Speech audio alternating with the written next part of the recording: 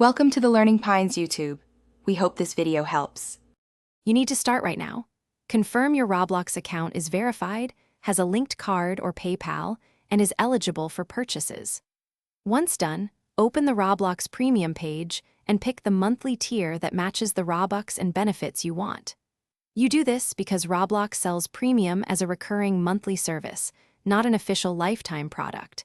Selecting a reliable payment method now ensures uninterrupted access. Make sure to review the price and billing date before you confirm the first charge. Once you pick a plan, enable auto-renew so the subscription continues without manual renewals. This is the closest legitimate alternative to lifetime access. Use PayPal or a credit card that supports two-factor authentication to reduce fraud risk and keep billing info current. If you prefer redundancy, arrange with a trusted friend or family member to gift or cover payments periodically so you don't lose benefits. Doing this protects continuity. If one payment fails, a backup can prevent service interruption. Finish by confirming the subscription shows active and noting the next billing date in account settings. This gives you a predictable renewal cadence.